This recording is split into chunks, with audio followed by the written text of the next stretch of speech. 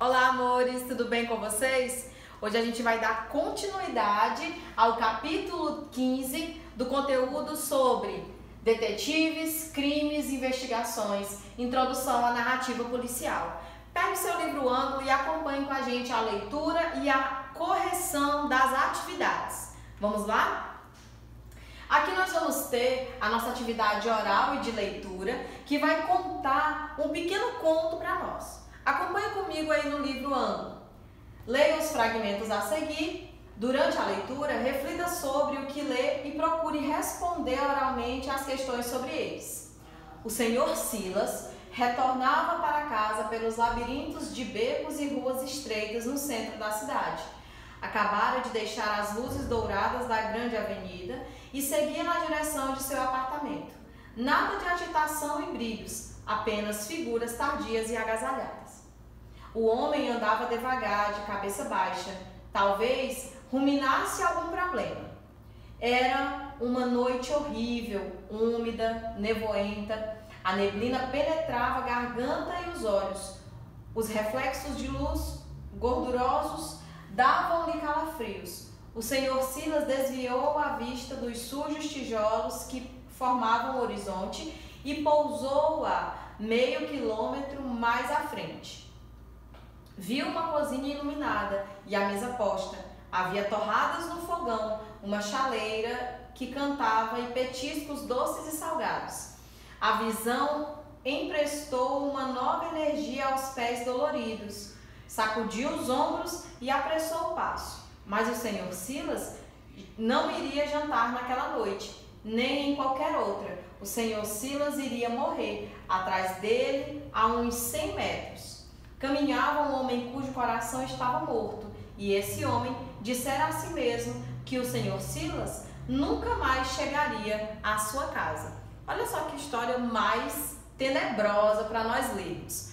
Então, pensando bem em tudo que foi lido agora e observando alguns detalhes em relação a produções textuais, nós sabemos que a primeira leitura é apenas para reconhecimento do ambiente literário.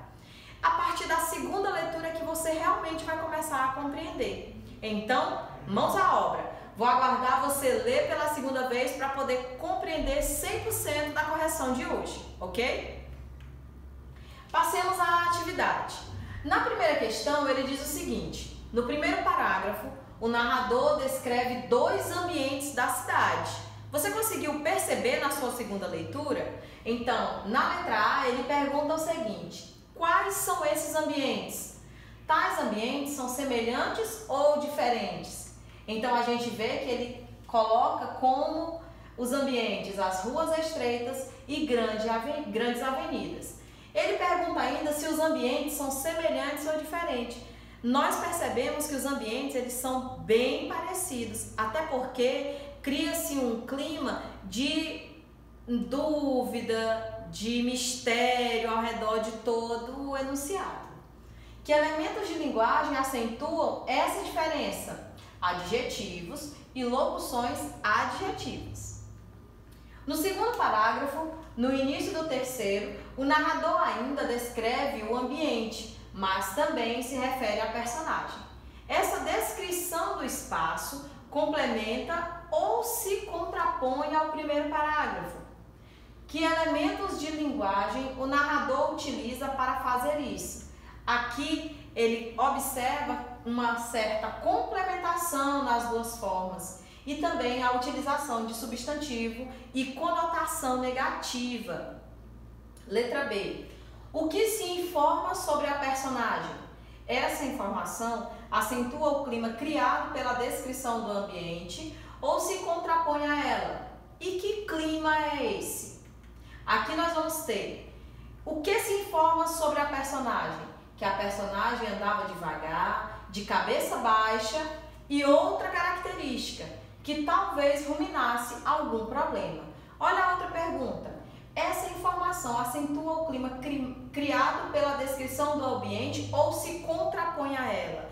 Ele simplesmente vai fazer uma relação, ou seja, ele vai aumentar o clima de mistério, o clima que está sendo criado desde o início.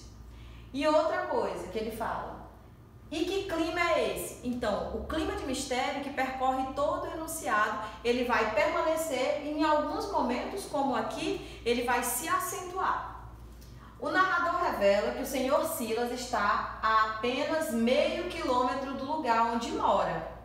Letra A. A descrição desse lugar complementa a descrição das ruas ou se contrapõe a ela? Olha aí, se contrapõe. Que efeito a proximidade do lar provoca em Silas? E o que a descrição daquele novo espaço pode provocar no leitor? Eu coloquei aqui no cantinho para facilitar a observação, certo? Então, respondendo à primeira pergunta, tem que efeito de proximidade do lar provoca em Silas? De energia. Lembra que o aconchegante que ele viu na mesa trouxe um pouco de energia aos pés de Silas. Então, o ambiente familiar trouxe energia. E o que a descrição daquele novo espaço pode provocar no leitor? Um certo alívio, porque parece que naquele momento nada de ruim vai acontecer ao personagem principal. Letra C. O que seria alterado se o leitor não tivesse essa informação? Não seria alterado nada, porque tudo que vem posteriormente ainda será criado um novo clima para poder inserir esse novo personagem. Que efeito tem a conjunção mas, que inicia no quarto parágrafo? Nós já estudamos as conjunções, já vimos as classificações delas. Vocês lembram o que é o mas? Qual é a ideia que ele dá? Isso mesmo, dá uma ideia de oposição ou contraposição. Então chegou o momento mais legal, a produção textual. Escolha uma das opções para produzir o seu texto. Olha só, esse texto será cobrado via Agenda Edu e vocês deverão enviar no e-mail do seu professor de redação. Tenham bastante atenção. Escolha uma das opções para produzir o texto. Não se esqueça que suspense é muito importante nas narrativas policiais. A solução do mistério, do crime, deve ser fruto de uma lógica, viu? Não pode ser nada muito mirabolante, porque vocês vão ter que manter um sistema lógico dentro de todo o texto. Opção A. Outra coisa, não podemos esquecer. Vocês terão duas opções. Ou você opta pela opção A ou opção B. Não precisa fazer os dois textos, apenas um deles. Imagine que o dedo com o anel foi encontrado por uma jovem detetive que decidiu descobrir a quem pertencera aquele dedo e como fora parar na praia. Escreva essa história em primeira pessoa. Quem é a primeira pessoa, meu povo? Exatamente, eu ou nós. A narradora, detetive, deve revelar como transcorreu sua investigação e como desvendou o mistério. Nesse momento, como quem vai narrar toda a história é a detetive, o narrador é você. Entenderam? É como se você fosse a detetive de toda a história. Inicie a história pela descoberta do dedo na praia. Se necessário, inclua todas as personagens, mas apenas se tiverem alguma função na trama. A detetive deve decifrar o mistério baseando-se em investigações e deduções. Por isso, antes de começar a escrever, defina como será o desenvolvimento e o desfecho da história. Se desejar, aproveite a solução que criou para o mistério nas aulas de leitura e incorpore-as no seu texto. E opção B, dê continuidade aos parágrafos lidos e analisados na atividade oral e de leitura, criando um desenvolvimento e um desfecho para aquela narrativa policial. Continue narrando em terceira pessoa, olha só, aí não é mais você o narrador, não o personagem participante, ou seja, você agora vai estar em terceira pessoa, você não participa mais dos fatos, você conta apenas o que vê.